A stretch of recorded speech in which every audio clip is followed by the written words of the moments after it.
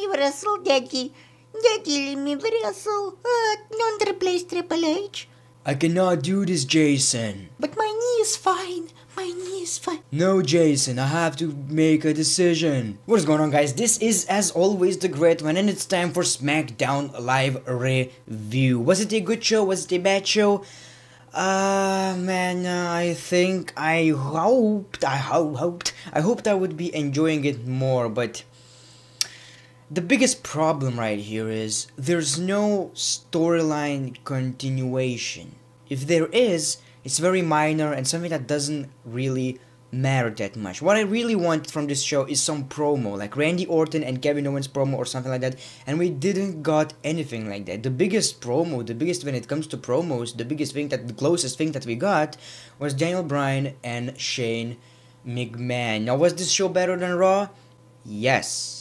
Not by much though. Not by much. But it was better. It was better. Let's start with the show. Let's start with the beginning, Let's start with the big. Also, I'm thinking about introducing a t-shirt of Jason Jordan, Let me wrestle, Daddy. Daddy, let me wrestle. Don't replace Triple H. Wrestle me, let me wrestle. Something like that, a t-shirt, let me wrestle, Daddy, with Jason Jordan, because that was the cringiest thing I've ever seen. SmackDown Live 28th of November. Let's start with Shane McMahon and Daniel Bryan promo. Shane McMahon in the ring, doing his dances, cringy shit. And then Daniel Bryan comes out. Pretty much they argue with each other. Now this continues for like a month right now. They don't get along for some reason. They have different opinions, which is fine. It's more realistic. But does it lead to something? Does it lead to Daniel Bryan eventually wrestling? Does it lead to Daniel Bryan's heel turn? Because he seems to be defending Kevin Owens and Sami Zayn, and we will get to that later. There's one thing that I think could be happening with the ending. It's really tricky. I don't get it.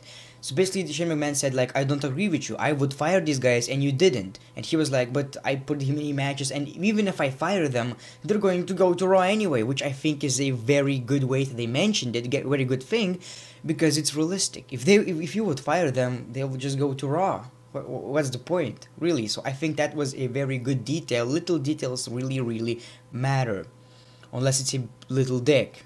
That would be a shame. And then they pretty much announced that it's going to be a no disqualification match between Randy Orton and Kevin Owens, and Sami Zayn is barred from ringside. Not banned, but barred.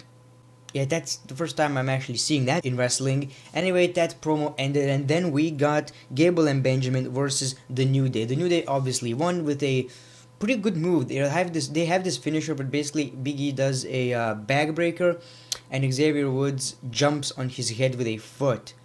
That's insanely good. It looks so painful. So I enjoyed that. The match was nice. The Usos were watching the match. The Usos, they're kind of a baby faces. They are getting along with the New Day. I don't get it. I don't get the Usos at the moment. They're so great, but I don't get their character with it. They're good, they're bad. They seem like they have no F's given. When it comes to Gable and Benjamin, I will never be able to enjoy this tag team, only because you look at them, what do you think about? American Alpha 2.0. The only thing I can think of. It seems like a random tag team, something in 2K games, and I cannot invest that. Jason Jordan should be in that team, not crying to his daddy, I can't wrestle. He shouldn't be doing that. Daddy, Triple H is going to replace me. My knee is fine. No, I hate that. Either way, the New Day won, and when it comes to the New Day, I would also love to see a split, a breakup. I know the tag team division is going to suffer, but introduce new tag teams and then break them up, because the New Day is... I'm getting tired of them. I seriously want to see Big E's push. I want to see Big E going for the World Heavyweight Championship and shit. Also, another positive is that they are the #1 contenders now, so I know that their match with the Usos is going to be so great. I think the last time it happened inside the Hell in a Cell, it was an unbelievable match. I think I gave it 9 or 10 out of 10 because it was so great as a tag team match. I know the match is going to be good at the pay-per-view, but it's just... I'm getting tired of the New Day. It's same old crap over and over again. And then we got the Bludgeon Brothers versus the High Bros. The High Bros were in the ring, and Bludgeon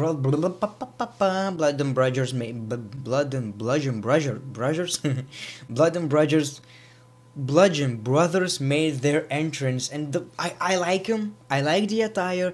The name grew on me, although I cannot pronounce it. The thing is, the cringiest thing about them, the only bad thing about them, the theme song is good. The hammers, don't bring them. It's bad. It doesn't make any sense. If you're not going to do anything with them, why would you even bring them? So that's my only negative. You should not bring these hammers because it doesn't make any damn sense. Oh, of course, they just squash High Bros like in a minute or something, and their finisher is this. I don't know how to even. They pretty much pick their opponent and slam him, something like that. It looks nice. Eric Rowan has a lot of offense.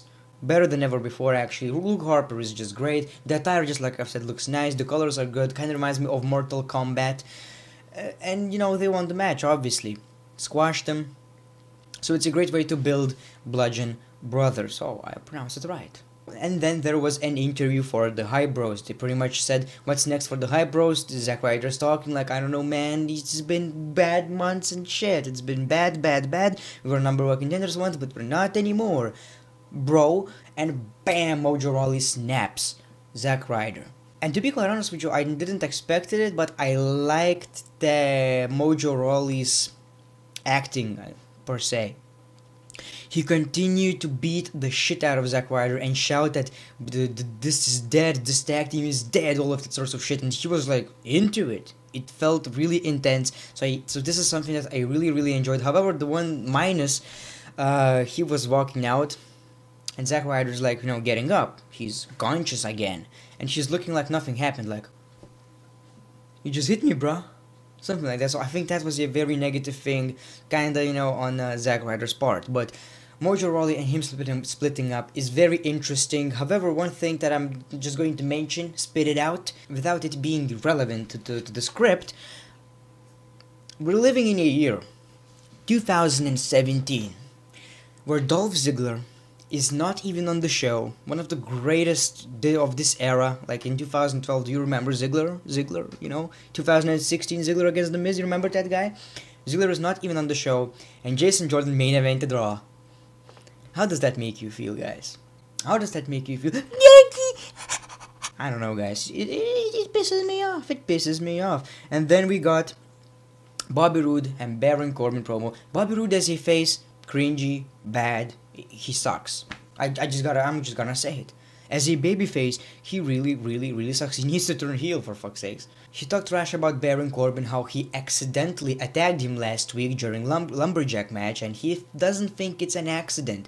Baron Corbin comes in, hey Bobby, you want a title shot? He was like, give me a title shot, tonight, right now. You want it, Bobby? Bobby, you want it? No. That's it. That it ended in that way. So I think it's going to lead to Bobby Roode versus Baron Corbin at Clash of Champions or whatever the pay-per-view is going to be for SmackDown Live. I'm not quite sure, to be honest. Not something I'm excited for. Bobby Roode as a face is bad. He's boring. I cannot invest in this guy. Baron Corbin is alright, but just like I've said, no storylines like huge thing that you would invest in. There's no continuation. It's like, okay, we have these bunch of storylines, let's cut a promo between them and not mention it again. No. You need to do something interesting.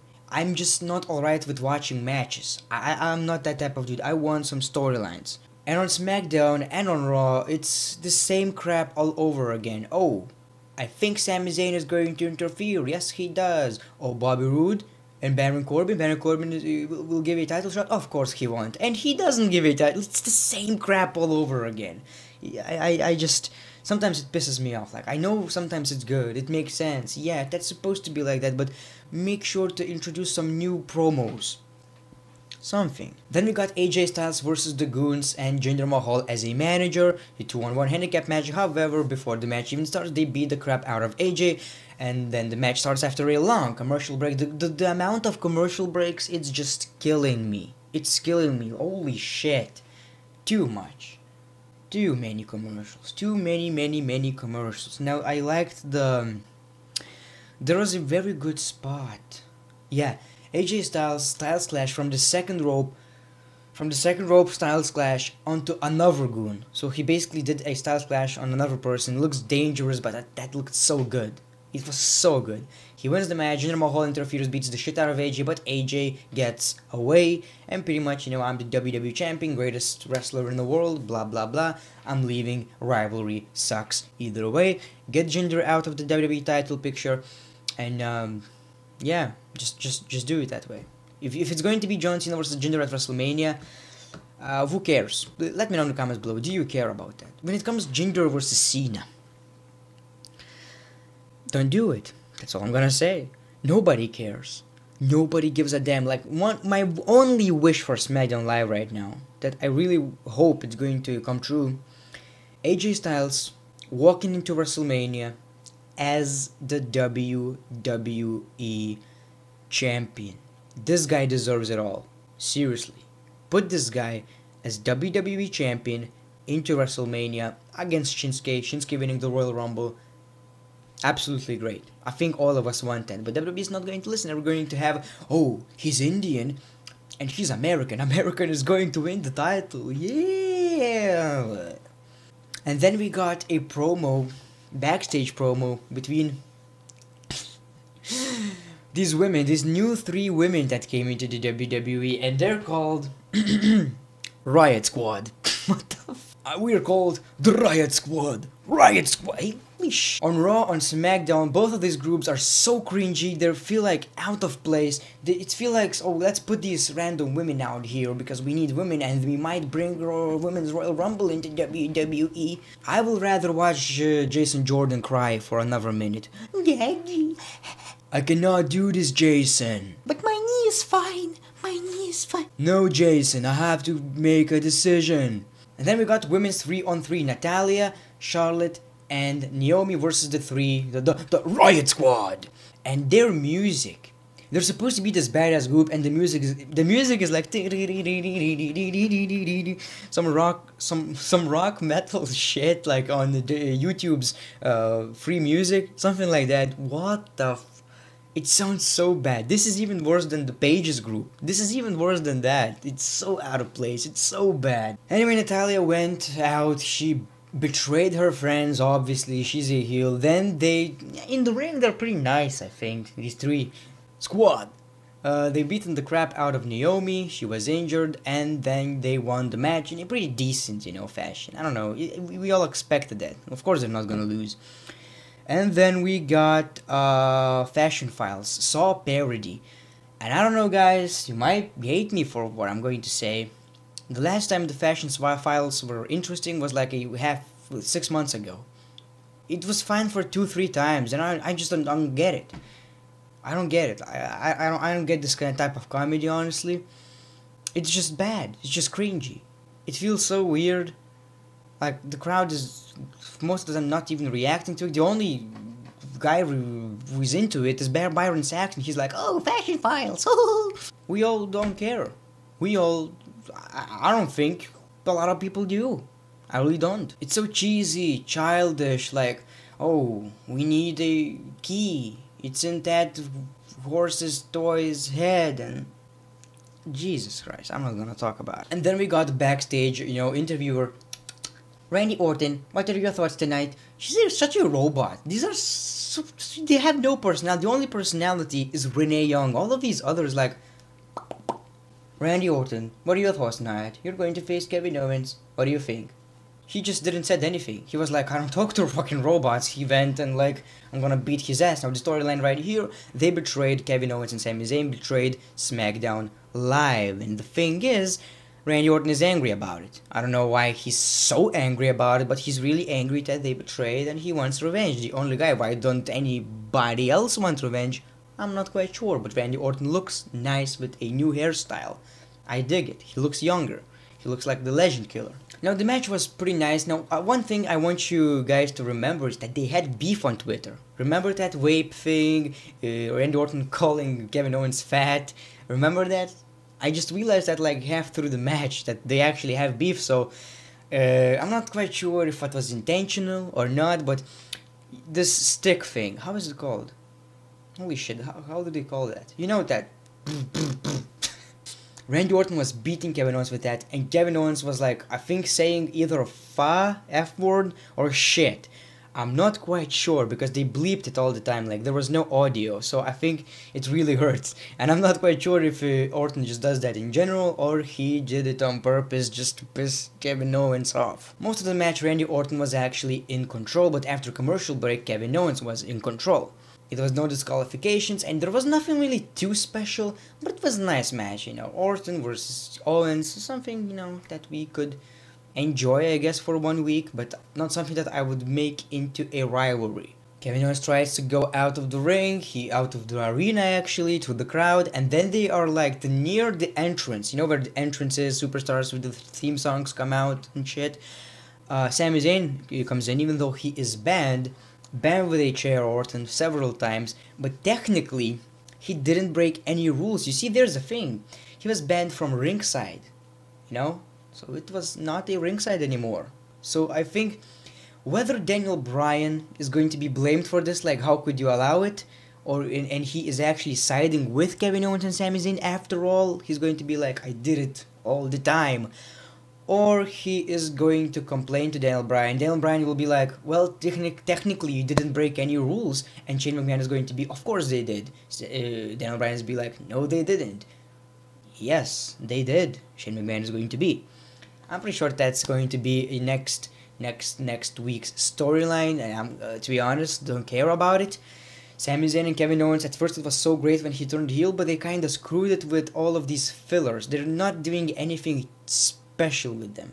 That's my problem with it. That's away, and then we got Randy Orton versus Kevin Owens. Randy Orton still gets into control, RKO missed.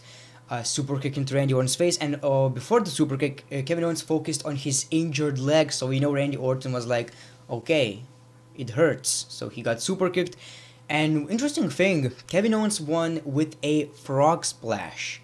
He used to do that move, but it was like his normal move, nothing special, not even a signature, and he never won with that move.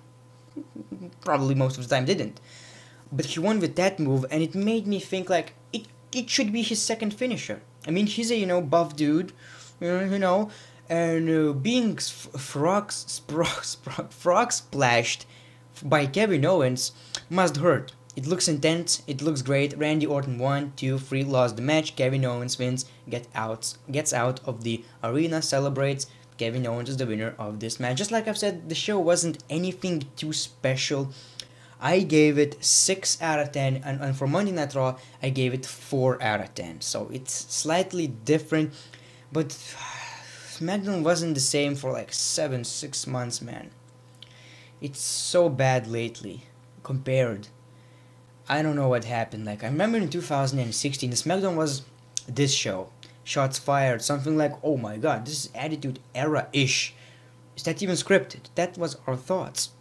Right now it's like watching Monday Night Raw version 2. It's that type of deal. We used to hate Raw, and it kind of feels like they did it on purpose because, you know, you gotta tone it down. SmackDown, Raw is getting all this hate. People were even hating and booing on Raw just because SmackDown was that damn better. This Ambrose versus Ziggler, Ziggler versus Miz.